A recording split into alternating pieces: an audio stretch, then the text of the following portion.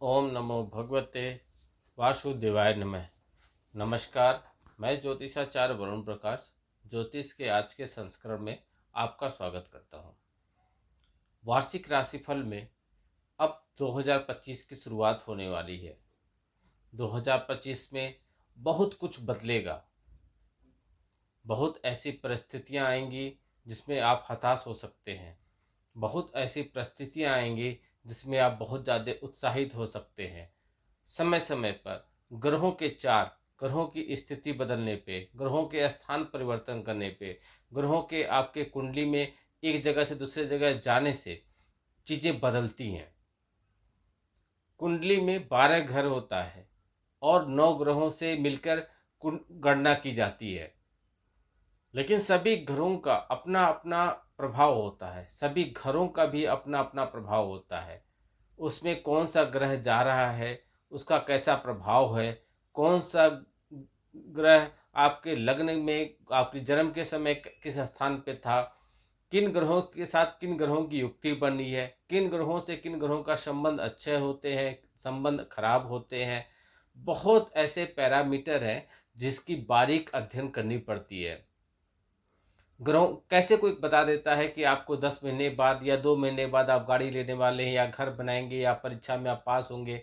वह ग्रहों की स्थिति जब बदलती है तो वो कहाँ पे जाएंगे, किस कितने समय बाद वह ग्रह जो आपकी कुंडली में बुरा ग्रह है या मारक ग्रह या कारक ग्रह है वह स्थान बदल रहा है तो कब बदलेगा, किस स्थान पे जाएगा, वहाँ पे जाने के बाद कैसा प्रभाव पड़ेगा आपके ऊपर।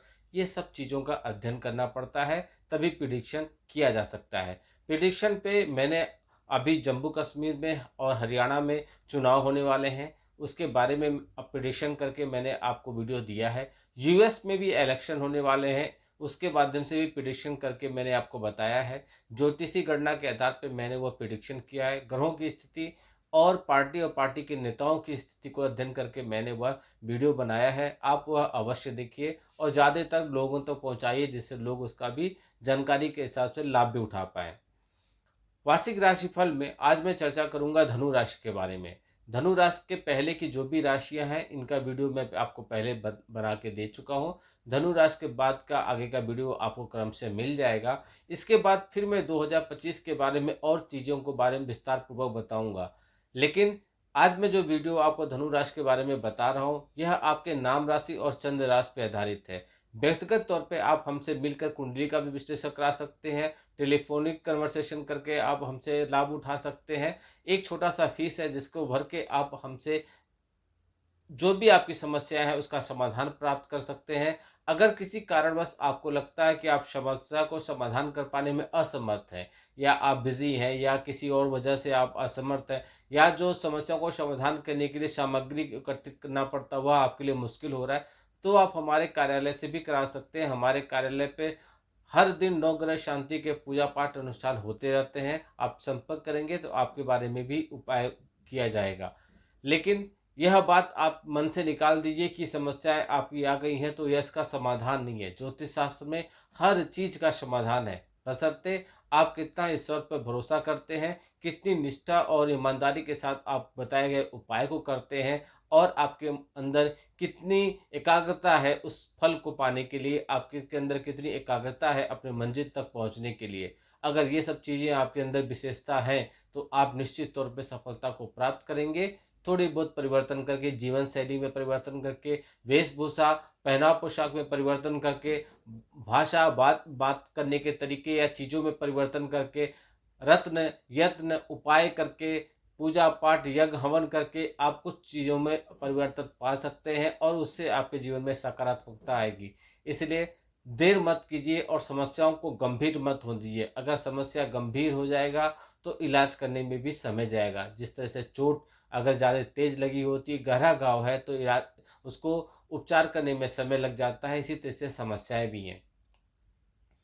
तो आगे बढ़ते हैं। धनु राशि के बारे में जो मैं यह वीडियो आपको बनाया हूँ, प्रिडिक्शन का वीडियो बनाया हूँ, यह ग्रहों के चाल, ग्रहों के नक्षत्रों के चाल, ग्रहों की स्थितियाँ, ग्रहों के जो परिवर्तन हो रहे हैं, इन सब चीज़ों को ध्यान में रखकर बनाया गया है।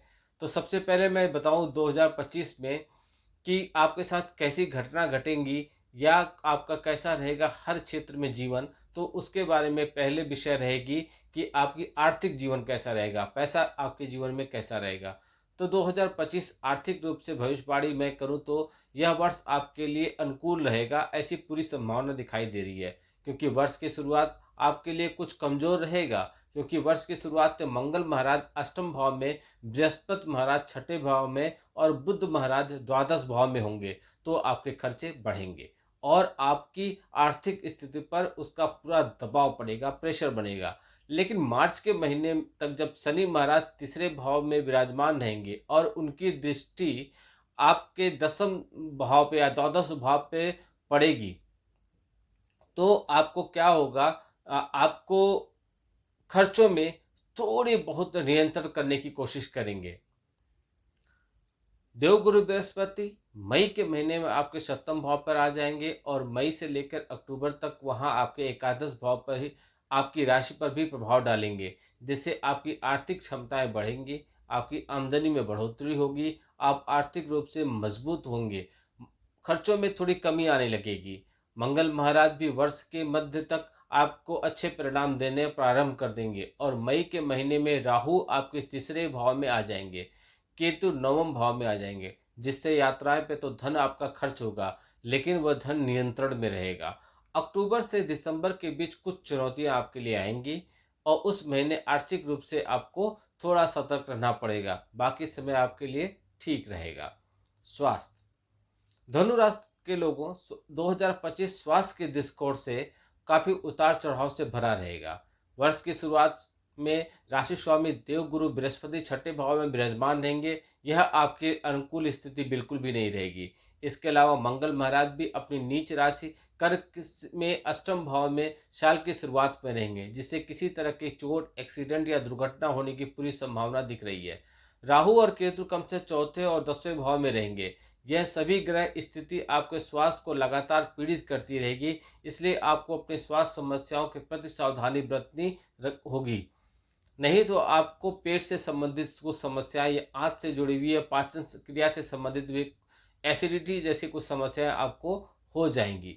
मई के महीने में जब राशि स्वामी बृहस्पति महाराज सप्तम भाव में आकर आपकी राशि पर पूरी दृष्टि से देखेंगे, तब आपको सभी बीमारियों में कमी आनी चालू हो जाएगी और पुरानी कोई भी मेजर समस्या रहेंगी समाप्त हो जाएगी।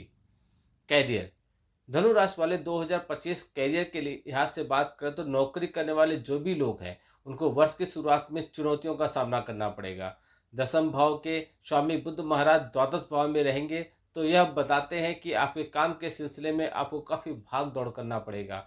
और केतु महाराज के दसम भाव में होने से कार्य क्षेत्र में आपका मन कम लगेगा, जिससे कार्यों में गड़बड़ी होने की आशंका बनेगी।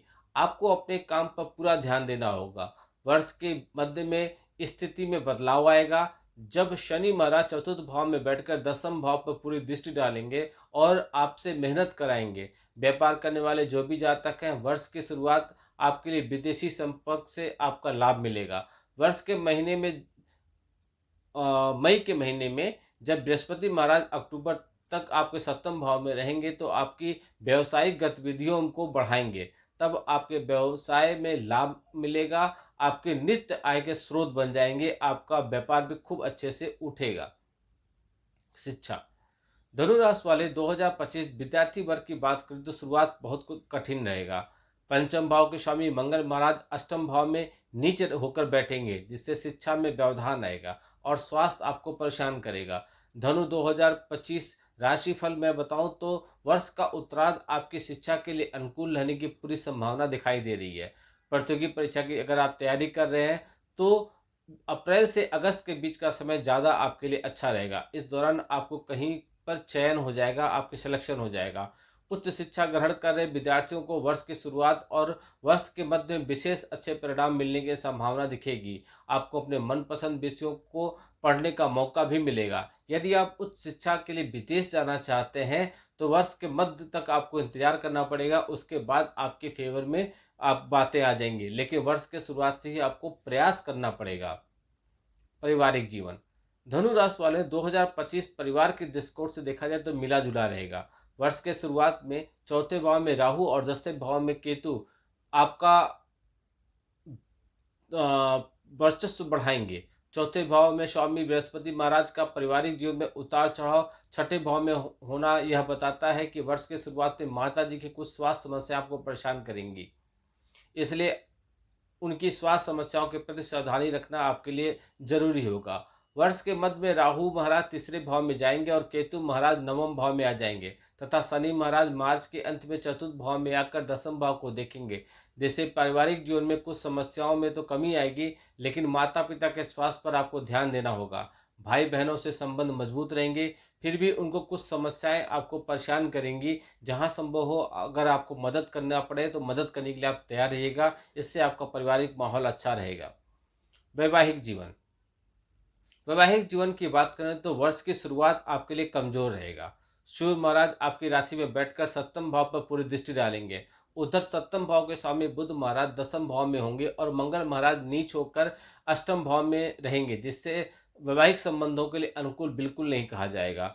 इस दौरान आप दोनों के बीच वैवाहिक समस्याएं पैदा होंगी, आपस में विचारों का मतभेद होगा, लड़ाई झगड़े की स्थिति बनेगी। जीवन साथी को स्वास्थ्य की समस्याएं परेशान कर सकती हैं, लेकिन मई के महीने में देवगुरु बृहस्पति सप्तम भाव में प्रवेश करेंगे और तब बुध महाराज और मंगल महाराज भी अपने अपने भावों से निकल चुके होंगे। तब उन परिस्थितियों में धीरे धीरे आपकी कमी आने लगेगी, आपको जीवन साथी का सहयोग मिलने लगेगा, वे अन्य कार्यों में आपकी मदद करने लेंगे, आपका जीवन थोड़ा सा खुशमय होना लगेगा। प्रेम जीवन, यदि आप किसी से प्रेम करते अविवाहित हैं तो वर्ष की शुरुआत आपके लिए कमजोर रहेगा। पंचम भाव के स्वामी मंगल महाराज वर्ष की शुरुआत में अपनी नीच राशि कर्क में अष्टम भाव में होंगे और पंचम भाव पर शनि महाराज की तीसरी दृष्टि पड़ेगी, जो किसी ही लिहाज से अनुकूल नहीं कहा जाएगा। यह समय बहुत मुश्किल से अपने रिश्ते को संभालने का होगा, क्योंकि अगर इस दौरान आप अपने रिश्तों को नहीं संभाल पाए तो फिर रिश्ता टूट कर बिखर भी सकता है। हालांकि जनवरी के तीसरे सप्ताह से अप्रैल के बीच मंगल महाराज वक्री अवस्था में सप्तम भाव में आ जाएंगे, जो यह दर्शाता है कि आप अपने प्रीतम से प्रेम विवाह की बातचीत कर सकते हैं और उससे आपको सफलता भी मिलेगी। इसके बाद अप्रैल से जून के बीच का समय कठिन रहना है। हालांकि इसके बाद परिस्थितियां बदलेंगी और आप रिश्तों में अच्छे पल का आनंद ले पाएंगे। आप लोग उपाय कीजिए, वर्ष की शुरुआत आपके लिए बिल्कुल अच्छा नहीं है, इसलिए उपाय कीजिए। आप बृहस्पतिवार के दिन अपने मस्तक पर हल्दी और केसर का तिलक लगाइए। रविवार के दिन तांबे की लोटे में पीला चावल मिलाकर सूर्य देव को अर्घ दीजिए और मंगलवार के दिन हनुमान चालीसा या बजरंग बाण का पाठ अवश्य कीजिए। प्रतिदिन भगवान श्री विष्णु जी का उपासना करना आपके लिए बहुत ज़्यादा लाभकारी होगा। यह था धनु राशि वालों का 2025 कैसा रहेगा। समस्याएं सबके जीवन में होती हैं, उतार चढ़ाव सबके जीवन में होता है। समस्याओं का यह होता है कि आप लोग लाज और किसने क्या कहेगा, कोई क्या कहेगा, कोई क्या सोचेगा, इन सब बातों से परे होकर अपने काम के प्रति आप ईमानदार बनिए, मेहनत कीजिए और आगे बढ़ने की कोशिश कीजिए। ईश्वर आपको रास्ता जरूर दिखाएंगे, आपको मंजिल जरूर मिलेगी। कोशिश करना मत छोड़िए, बस सफलता आपको जरूर मिलेगी। आपका दिन शुभ हो। भगवान भोलेनाथ का आशीर्वाद आप पे बना रहे। नमस्कार, जय श्री राम।